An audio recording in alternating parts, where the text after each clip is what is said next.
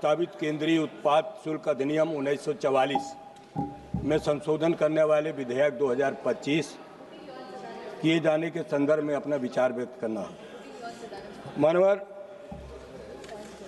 मैं इस सदन में न तो किसी बड़े उद्योगपति की और न किसी बहुराष्ट्रीय कंपनी की, बल्कि उन लाखों गुमनामों हाथों की आवाज़ बनकर आया हूँ जो सुबह 4 बजे से तंबाकू की पत्ती तोड़ते हैं, जो रात के अंधेरे में लालटेन की रोशनी में बीड़ी लपेटते हैं, जो सुपारी के बगीचों में दिन रात मेहनत करते हैं और जिनके घर की चूल्हा इन्हीं छोटे छोटे कारोबारों से चलता है।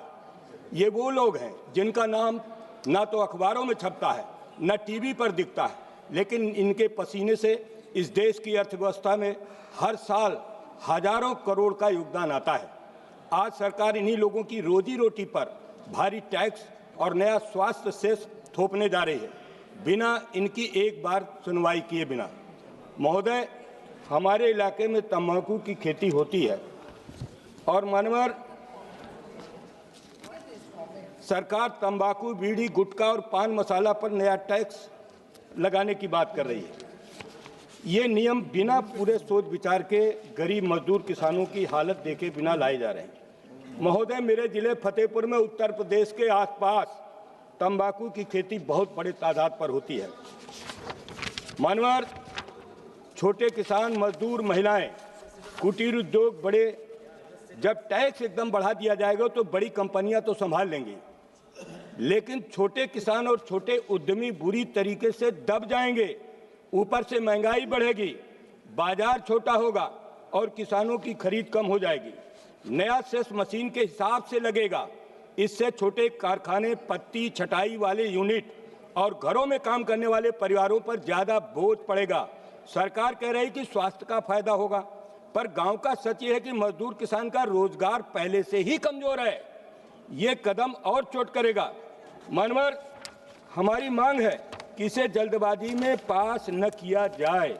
और मानवर, आज हमारे देश के अंदर एक झटके में 28% जीएसटी के ऊपर 50-60% का सेस और मशीन आधारित कर लगा देंगे तो क्या होगा? बड़ी कंपनियां तो अपना दाम बढ़ाकर निकाल लेंगी, लेकिन छोटी बीड़ी कारखाने, पत्ती छटाई वाले सेठ जहां 15 से 20 हजार बीड़ी रोज लपेटने वाली महिला, ये सब बर्बाद हो जाएंगे। मानवर, ये स्वास्थ्य के लिए है, लेकिन अध्यक्ष जी, स्वास्थ्य तभी सुधरेगा जब 2 वक्त की रोटी मिलेगी। मानवर, मेरी मांग है कि इस विधेयक को स्थायी समिति को भेज दिया जाए। तंबाकू किसानों, बीड़ी मजदूरों, सुपारी उत्पादकों और छोटे उद्योगों के प्रतिनिधियों को बुलाकर सुनवाई की जाए। इससे राज्य मशीन आधारित न करके। पटेल जी, इससे राज्य को भी नुकसान होगा। ये जो कंपनसेशन सेस है उसका हिस्सा राज्य को ही जाएगा।